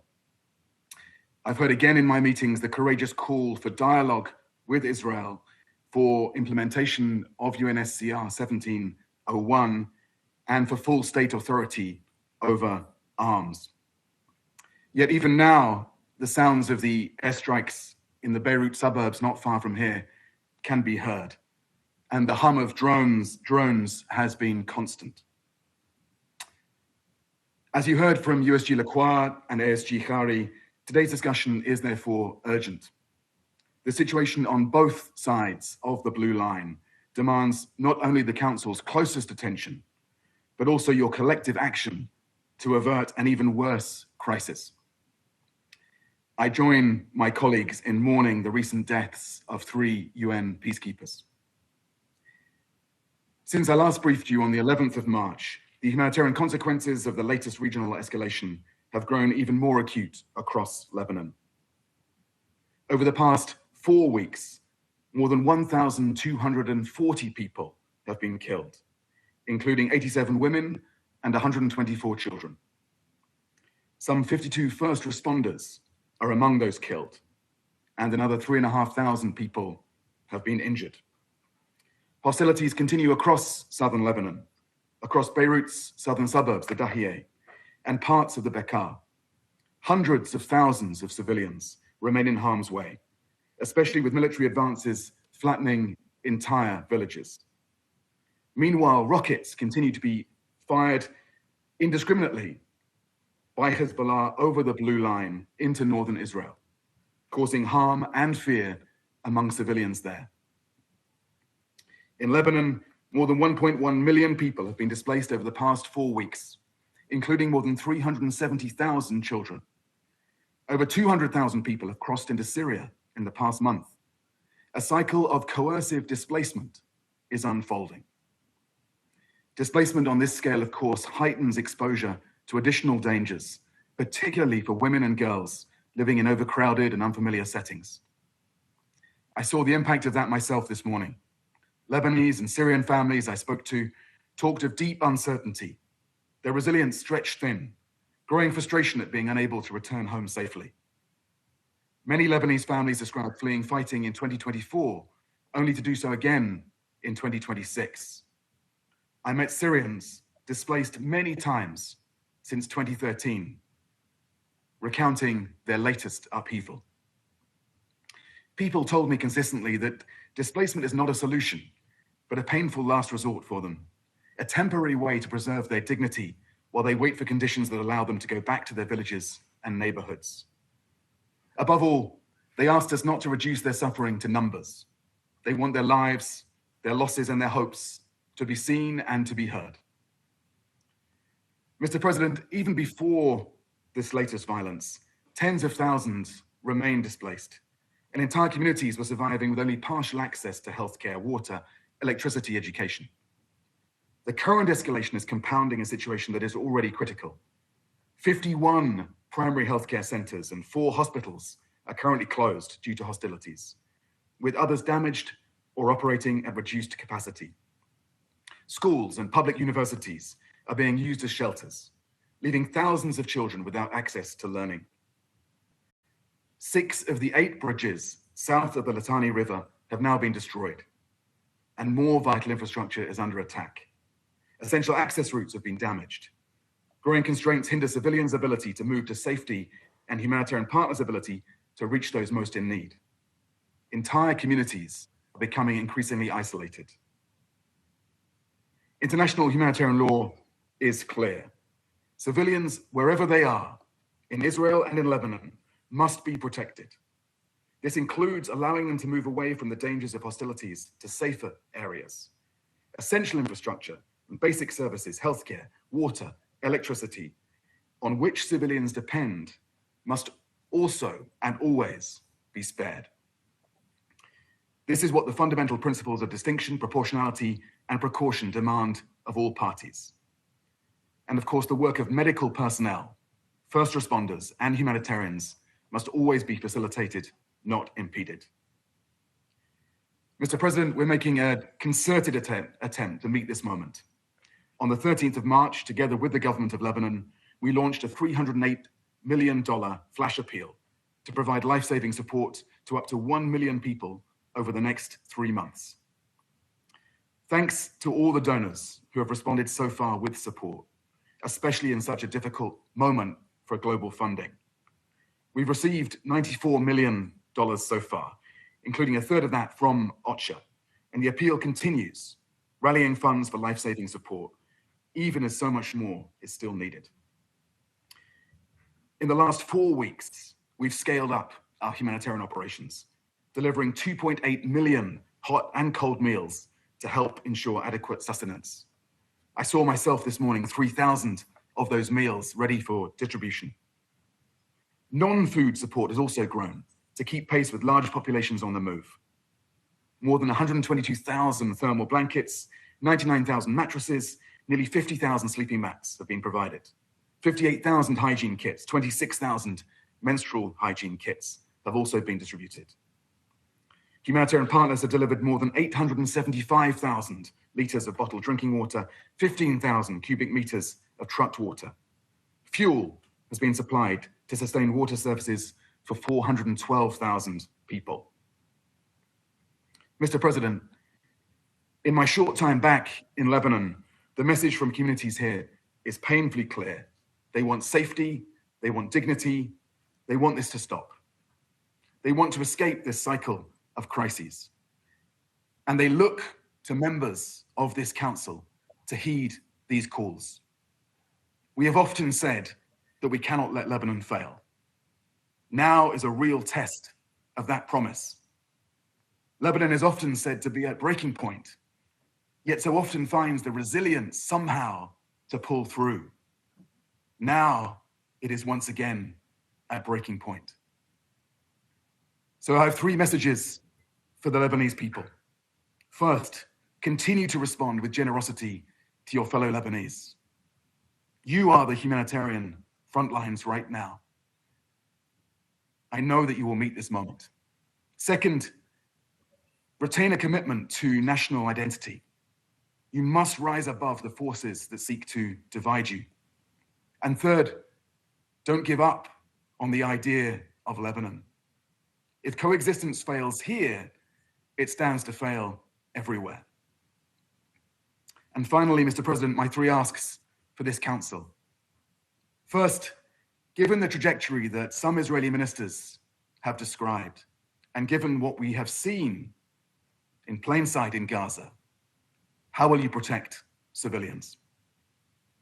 Secondly, given the intensity of the coercive displacement that we are seeing, how should we prepare collectively as the international community for a new addition to the list of occupied territories?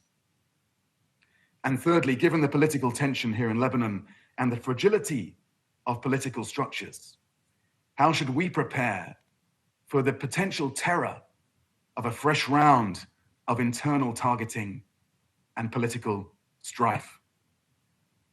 These questions are daunting. They are not easy. They are challenging, but they are precisely the kind of questions that the Security Council and the United Nations must confront if we too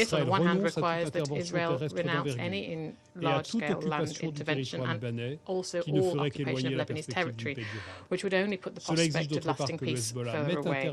This requires, on the other side, that Hezbollah puts an end to these attacks and hands over its weapons to the Lebanese state in line with the decision bravely taken by the Lebanese government on the 2nd of March. Hezbollah must stop taking the Lebanese people hostage to benefit a war waged by Iran against Israel, a war that we condemn in absolute terms. Iran must also follow the decisions sovereignly taken by the Lebanese authorities, including that to demand the departure of the Iranian ambassador to Lebanon. from the 29th of Une March. solution A diplomatique est possible pour diplomatic s'engager solution dans la is voie de la possible paix. to La move France y towards travaille et peace. nous France is poursuivons working nos on it, and we will échanges avec les continue our autorités discussions with the libanaises et Lebanese authorities and israéliennes Israeli pour authorities parvenir à une to désescalade achieve susceptible a d'ouvrir le de-escalation chemin that could de open the négociations way directes. for direct Dans ce negotiations. contexte, In this nous context, saluons et we soutenons les welcome and décisions support the courageuses brave prises par decisions l'exécutif taken by the libanais Lebanese s'agissant executive du to renforcement de la strengthen the souveraineté sovereignty du of Liban Lebanon et son ouverture and its inédite openness à des to discussions engage directes in avec direct Israël. discussions with Israel. Il s'agit d'une This is a opportunité historic historique opportunity dont la France that invite à se France saisir sans délai would invite them to afin take d'arriver à un without règlement delay durable du to conflit dans achieve l'intérêt a de lasting toutes les solution to parties. this conflict La in the France interest se of tient all prête à parties. faciliter France ces is ready to échanges facilitate en these étroite discussions in collaboration close avec ses collaboration with its partenaires. partners. C'est dans cette It's with this perspective in que le mind that the ministre français des Affaires French étrangères Minister of s'est Foreign rendu il y a Affairs quelques jours à Beyrouth et a à few days ago Jérusalem. went to Beirut Mais pour parvenir à and cette solution Jerusalem. plus But to préalable, achieve le this respect de solution, l'ONU, there are several le conditions: respect des respect for the personnels UN, de the la respect for FINUL, UNIFIL le respect staff du and droit personnel, the respect international, for y compris international du law, droit including international humanitarian law et des populations and civiles, civilian people, et l'arrêt des and also hostilités au plus the vite. cessation of Je vous hostilities remercie. as soon as possible. Thank you very much. I thank the representative of France for his statement. I now give the floor to the representative of Greece. Thank you, Mr. President. I also wish to thank USG Lacroix, USG Fletcher, and ASG Carey for their briefings. Colleagues, we gather today at a moment of profound sorrow and grave concern as the ongoing conflagration in Lebanon has not spared UNIFIL's blue helmets. Fully echoing the Secretary General's latest statement, Greece strongly condemns the recent killing of 3 Indonesian UNIFIL peacekeepers amidst heavy firing.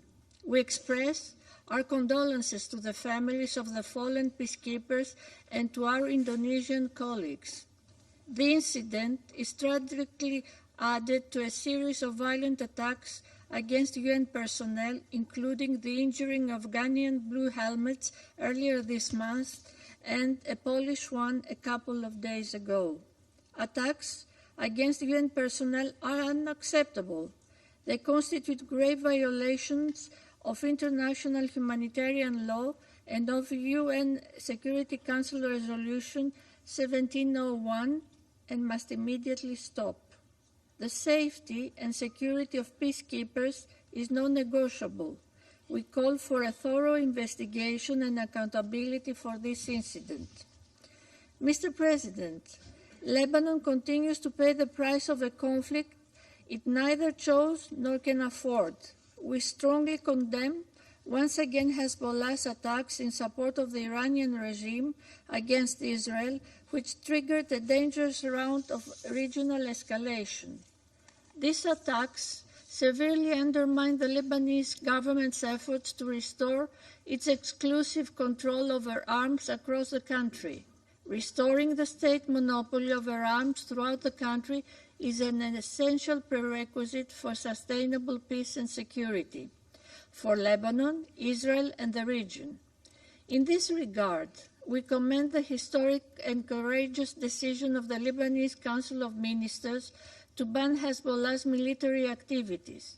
This is a step in the right direction, demonstrating the Lebanese government's willingness to deal with outstanding issues and deserves the full support of the international community. Lebanon should not stand alone. Greece fully supports the efforts of President Aoun and of the Lebanese government to forge strong state institutions. Empowering the LAF is essential for ensuring Lebanese sovereignty. Greece already bilaterally assists Lebanon, including the LAF, and we stand ready to participate in the international conference in Paris as soon as conditions allow. We also recognize Israel's right to self-defense. Communities in northern Israel have suffered terribly due to Hezbollah's attacks since October 2023.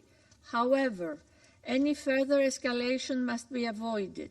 We call for a maximum restraint, and we are opposed to protracted ground operations. The expansion of Israel's military operations into Beirut and across Lebanon's territory aggravates the already fragile security situation. Greece reaffirms its support for the territorial integrity, sovereignty, and political independence of Lebanon. full respect for Resolution 1701 and the November 2024 ceasefire agreement is essential in this regard. Mr. President, civilians are bearing the heaviest burden of this crisis. More than 1 million people have been displaced, many lives have perished, and thousands have been severely injured. The risk of broader regional destabilization, including of additional refugee flows, is growing. Civilian infrastructure, including airports, ports, and bridges across the country, do not constitute legitimate targets. Journalists, humanitarian and health care workers must be protected at all times and in all circumstances. We also express our condolences to the families of the victims and our solidarity to those impacted by this war. International humanitarian law must be upheld by all parties, everywhere and at all times. Standing in full solidarity with the Lebanese people, Greece immediately responded to OCHA's flash appeal, allocating a substantial financial contribution. We are also finalizing our contribution to strengthening Lebanon's health sector. At the same time, the tireless efforts of humanitarian actors on the ground, including UN agencies in UNRWA, cannot be overlooked. Their work under extremely difficult and dangerous conditions is indispensable as it is commendable. Mr. President, any further escalation risks the lives of civilians who have not opted for this conflict. It endangers UN personnel who are striving to uphold peace at the risk of their own safety.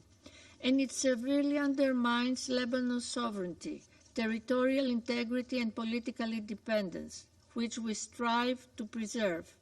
We commend the willingness of the Lebanese leadership to pursue direct political negotiations with Israel. This is a moment for responsibility and de-escalation. Lebanon deserves a future of peace, security, and dignity, free from external interference and internal division. Greece will stand by its side in that effort. I thank you. I thank the representative of Greece for her statement. I give the floor to the representative of Latvia. Mr. President, allow me to begin by thanking you for convening this meeting on such a short notice, and I also thank France and Indonesia for requesting this meeting in light of UNIFIL casualties and the grave and escalatory situation in Lebanon. I thank USG Lacroix, USG Fletcher, and ASG Carey for their briefings. Latvia strongly condemned the attacks on UNIFIL, resulting in the death of 3 Indonesian peacekeepers and injuries to several other peacekeepers. And we express our deepest condolences to the Republic of Indonesia. Our thoughts are with the injured and the loved ones of the deceased. We call for a robust and timely investigation to determine the perpetrators of the attacks. We call for the accountability of these blatant violations of international humanitarian law. The safety and security of UN personnel and property is not optional. It must be respected by all sides at all times. Deliberate attacks on peacekeepers are grave violations of international humanitarian law and may constitute war crimes. We call upon all members of this Council to continue stressing the crucial importance of upholding commitments agreed in Security Council Resolutions 2518 and 2730. We commend the exceptional service of UNIFIL as it continues to implement its mandate under Resolution 1701 and providing assistance to the local population even in the direst of circumstances. All essential personnel, including those from my own country, are still on duty in the midst of hostilities. The threats to safety and security of UNIFIL peacekeepers have clearly reached a threshold which demands further reflection by the UN and the mission's leadership on how to prevent further casualties while continuing to implement its mandate. The latest incidents demonstrate the current military escalation in Lebanon has serious consequences for all: the civilian populations, the humanitarian personnel, and for UN peacekeepers. Even clearly recognizable UN peacekeepers become targets when the principles of distinction, proportionality, and precaution are discarded. The ongoing conflict undermines the stability in the region and the global security. We express concern about the humanitarian crisis caused by mass displacement in Lebanon and inflow into Syria. Over 1 million people forcibly displaced, of which 370,000 are children. 3,700 injured, over 1,200 deaths. Hezbollah has dragged the people of Lebanon into a war they have no part in. Iran must stop enabling Hezbollah's military activities and armed hostilities. Hezbollah must immediately stop all aggressive actions against Israel and disarm. The Lebanese government has clearly taken a stand against the malign influence of Hezbollah and Iran in their country. We commend the Lebanese government's decision of 2nd of March to declare all Hezbollah military and security activities illegal in the whole territory of Lebanon. We also welcome the political commitment of the Lebanese government to extend its authorities throughout the country and the implementation of the disarmament plan. Continued international support in these efforts remains essential. We call upon Israel to abstain from attacks against civilian infrastructure and heavily populated areas, and to respect the Lebanese sovereignty and territorial integrity. All parties must respect international law, including international humanitarian law, and ensure the protection of civilians and civilian infrastructure. Mr. President, the hostilities around the Blue Line continue to escalate, claiming the lives of civilians and UNIFIL peacekeepers with increasing frequency. International humanitarian law is being ignored.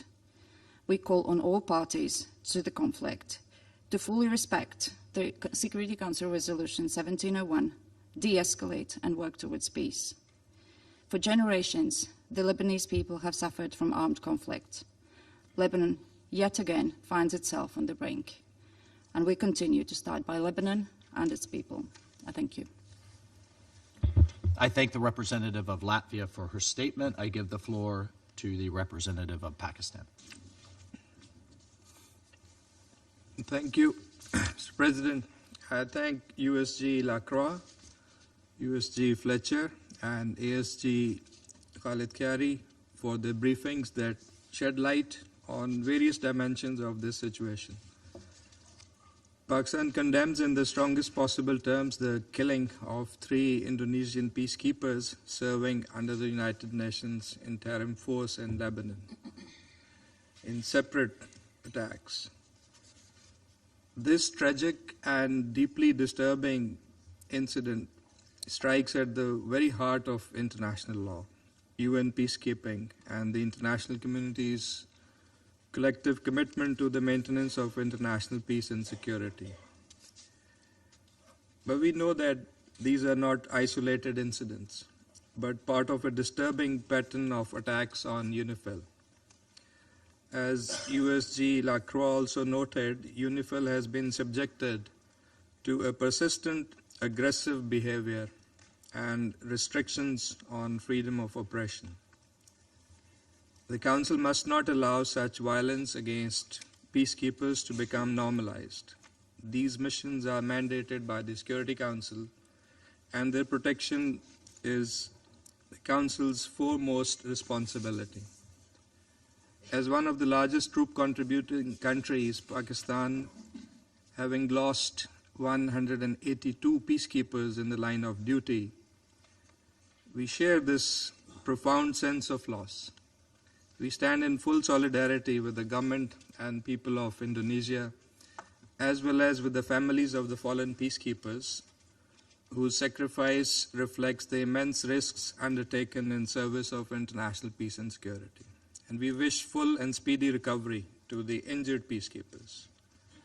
President, attacks against peacekeepers are unacceptable and may constitute war crimes under international law.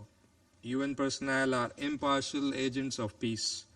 Targeting them is a grave violation that undermines international humanitarian law.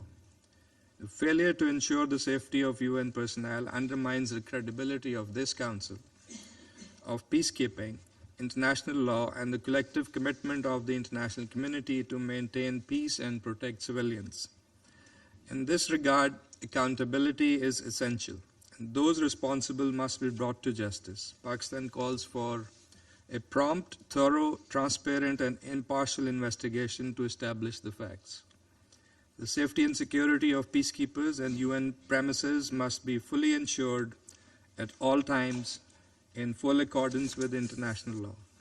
Pakistan deeply appreciates the vital role of UNIFIL in carrying out its mandate in a complex and high-risk environment while maintaining peace and stability along the Blue Line. Full freedom of movement of its personnel must be guaranteed. Recent artillery shelling, airstrikes, and drone attacks have increased hostile incidents against UNIFIL peacekeepers in clear violation of international law. This incident must also be viewed within the broader context. Israel's continued military actions in southern Lebanon have resulted in the death of more than 600 civilians, displacement of more than 1 million people, and widespread destruction of civilian infrastructure. Ongoing fighting and hostilities are further exacerbating the humanitarian situation and heightening risks to both civilians and peacekeepers. These developments are undermining the Lebanese government's bold steps, policy decisions, and serious commitment to peace and stability. We must not allow this. The Council must extend its full support to Lebanon. We urge all parties to adhere to their obligations under Security Council Resolution 1701 and the Cessation of Hostilities Agreement of November 2024. Full compliance with these commitments is essential to prevent further escalation and to restore stability in the region. In this context, we also call for full respect for sovereignty and territorial integrity of Lebanon. And Pakistan stands firmly with the government and people of Lebanon. President, in the light of the evolving and deeply concerning situation in the region, we stress that further escalation must be avoided at all costs. We call on all parties to exercise maximum restraint. The ultimate objective must be urgent de-escalation, restraint, and a complete cessation of all hostilities and a peaceful resolution of all issues to prevent further deterioration of the regional security environment. This Council, we believe, must fully espouse and advance that objective. I thank you. I thank the representative of Pakistan for his statement. I give the floor to the representative of Denmark. Thank you, Mr. President. And let me also thank Under-Secretary Lacroix, Under-Secretary Fletcher, and Assistant Secretary General Khiari for their informative and alarming briefings. We also thank France and Indonesia for calling this urgent meeting, which we agree is both necessary and timely. Recent days' events illustrate how fragile and dangerous the situation in Lebanon has become, and how crucial it is to prevent further escalation for the civilians of Lebanon and Israel alike.